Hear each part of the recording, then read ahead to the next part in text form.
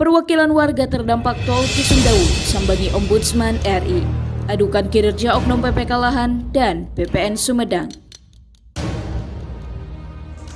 Pembangunan pemerintah bukan menghalang-halangi kepada program pemerintah, tapi masalahnya ada warga belum pernah jual beli tanah dan bangunan.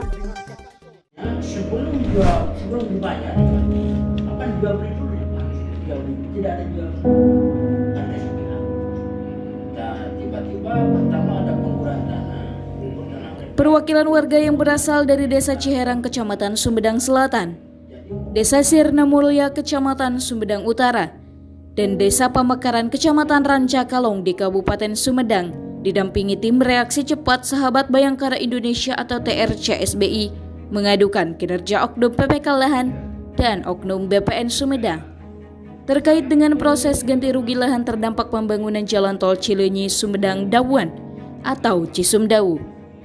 Dengan mendatangi kantor Ombudsman RI di Jalan HR Rasuna Said, Jakarta, Senin 10 April 2023. Dalam pertemuan di Ombudsman RI, perwakilan warga diterima Kepala Keasistenan Perlakuan Pelaksanaan Saran Pencegahan Ombudsman RI, Nyoto Budianto.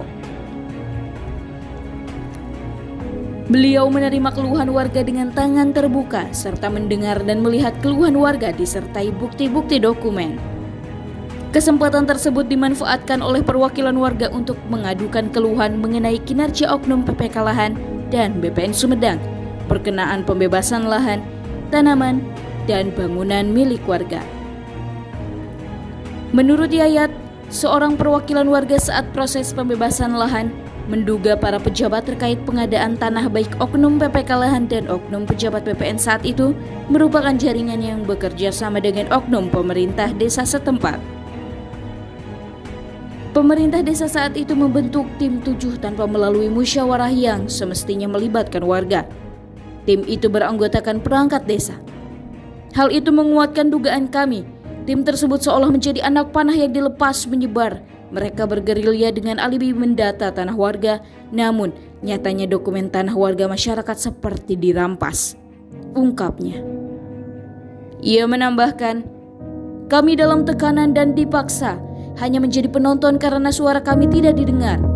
Proses pembebasan lahan yang dilakukan secara sepihak berjalan begitu saja, mulai dari pengukuran tanpa undangan kepada pemilik lahan untuk ikut menyaksikan.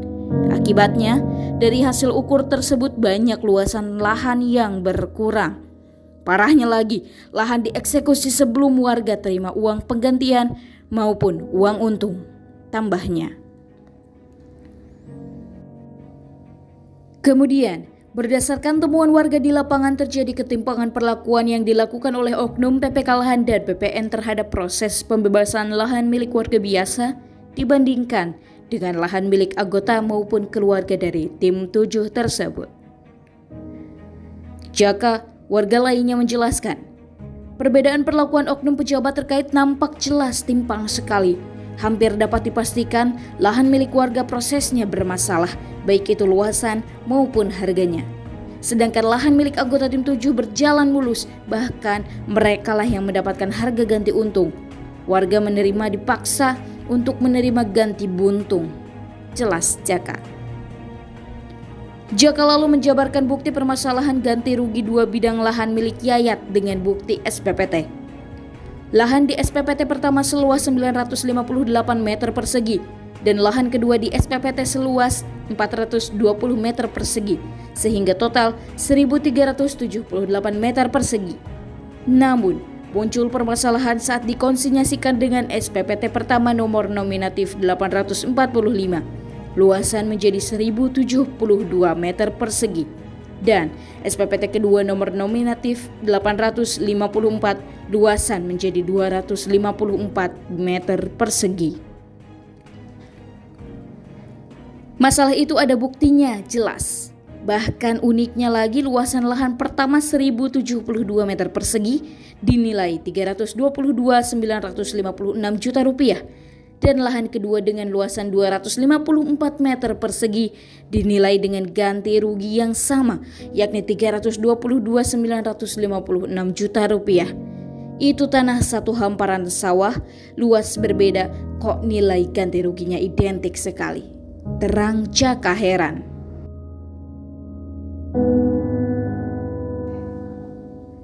Temuan tersebut secara tegas diadukan ke pihak PPK Lahan dan BPN, namun respon mereka tidak memuaskan. Oknum BPN saat itu menjawab bahwa peristiwa yang terjadi untuk lahan milik Yayat hanya kesalahan ketik saja. Kok enteng sekali jawabannya, sedangkan itu berdampak besar bagi kami. Berarti telah terjadi salah eksekusi di lapangan, tegasnya. Lebih jauh ia pun menyampaikan, saat itu yang lebih mengejutkan, kepala desa dan tim 7 diduga sengaja mengintimidasi warga. Di muka umum, kepala desa berani bilang ke warga, jika nilai yang telah ditawarkan untuk ganti rugi lahan tidak mau diterima, maka akan menerima konsekuensi, yaitu uang ganti rugi hilang dan lahan pun hilang. Setelah dipaksa merugi, kami pun masih dipungut 0,2% oleh tim 7 sebagai bentuk administrasi kerja mereka, ujarnya.